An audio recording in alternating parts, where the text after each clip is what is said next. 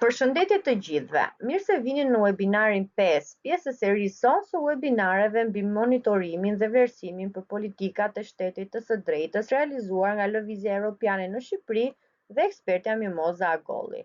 Në këtë sesion do të flasim për sistemin e informacionit në mail, duke u fokusuar në mënyrën e mbledhjes, menaxhimit dhe analizës së të dhënave.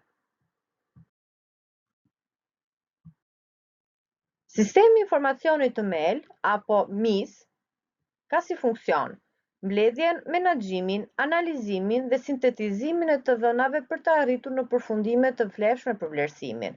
Në këtë fazë, planifikimi fillestar për mbledhjen e të dhënave vihet në praktik, duke marrë parasysh dhe çështjet teknike që mund të lindin. MIS siguron që të dhënat të jenë të mbledhura me cilësi të lartë, të menaxhohen dhe të ruhen siç duhet, të integrohen dhe analizohen në mënyrë të tillë që të mbështesin vendimarrjen e bazuar në prova.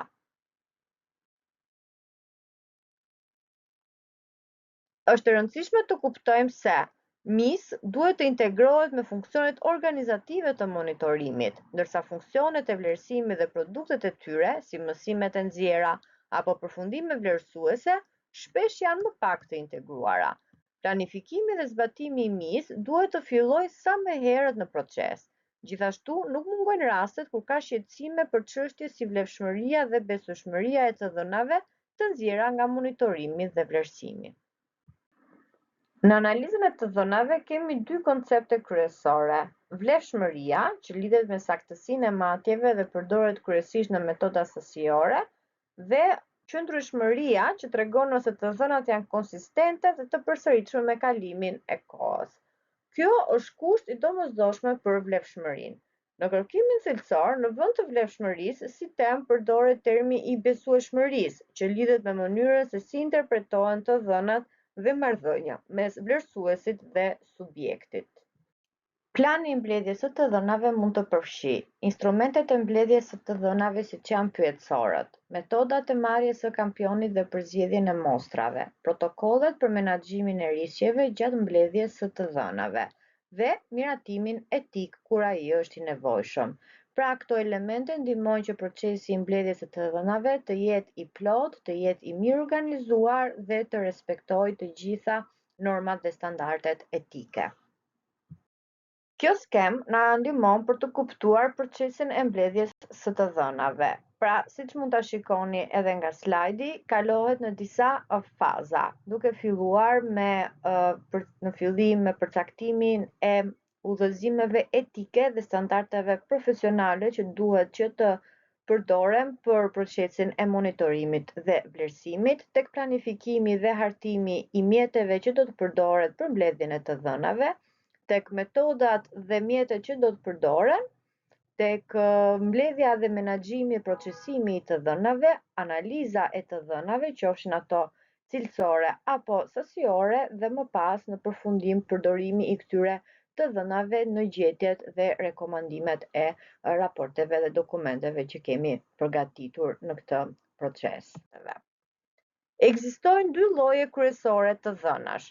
Të dhënat parësore, që i mbledhin vetë për monitorim dhe vlerësim përmes intervistave, fokus grupeve, pyetësoreve apo diskutimeve, dhe të dhënat dytësore, që janë të dhëna ekzistuese, si censuset, të dhënat administrative apo sondazhet e mëparshme.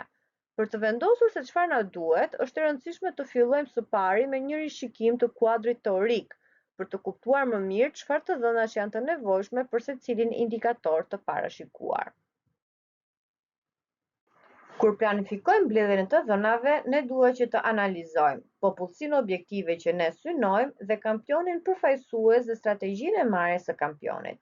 Kampionimi në fakt mund të jetë ose i rastësishëm, në këtë rast përgjithsisht përdoret për metoda sasiore, ose jo i rastësishëm, pra kur ka një qëllim, në këtë rast përdoret më së shumti për metoda cilësore. Çfarë është e rëndësishme theksojmë është që një kampionim i mirë redukton paragjykimet apo shmang shtrembërimet e mundshme në rezultatet tona. Madhësia e kampionit varet nga niveli i besueshmërisë dhe i saktësisë. Pra, sa afër të vlerave të vërteta, të dhënat që ne, rezultatet që ne do të nxjerrim janë. Zakonisht përdoret 95%, që do të thotë se nëse ne masim 100 herë, 95 herë rezultati do të jetë i saktë dhe vetëm 5 herë nuk do të jetë i saktë. Kemi gabimin standard apo margjin e gabimit, i cili tregon diferencën midis kampionit, që është marrë në studim, dhe popullsisë së përgjithshme.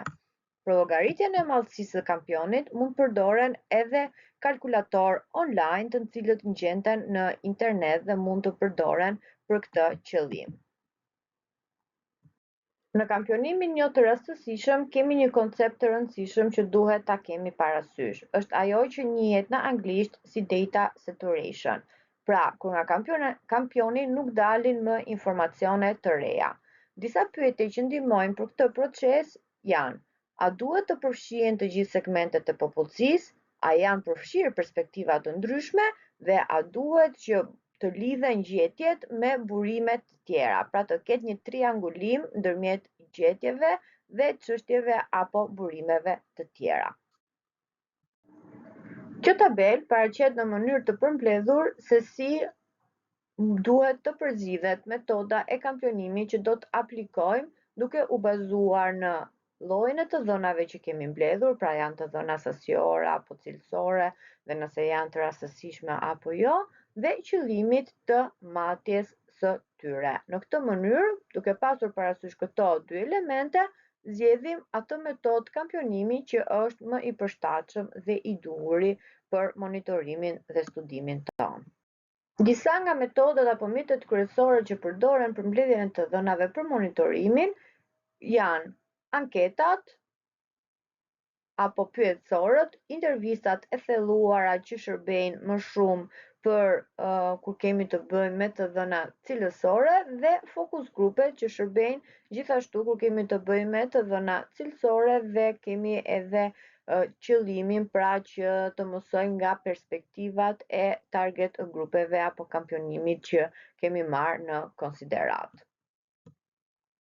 Përveç tyre mund të përdoren edhe mjete të tjera, siç mund të jenë ato që njihen si case study apo studime të rastit, të cilat shërbejnë për të marrë të dhëna cilësore dhe për të ekzaminuar dhe analizuar situata nga jeta reale. Gjithashtu, vëzhgimi është një tjetër teknikë e kërkimit që përdoret nga ekspertët e monitorimit dhe vlerësimit, i cili shërben për të kuptuar më mirë sjelljen e pjesëmarrësve dhe mjedisin.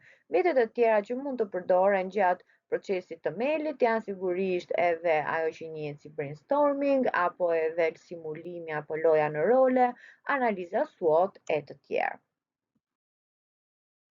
Ndërkohë që për vlerësimin e impaktit, mjetet që përdoren janë disa llojesh, të cilat si fillim ato duhet që të shërbejnë për të kuptuar më mirë dhe për të mësuar më shumë, pra për vlerësimin apo në këtë proces.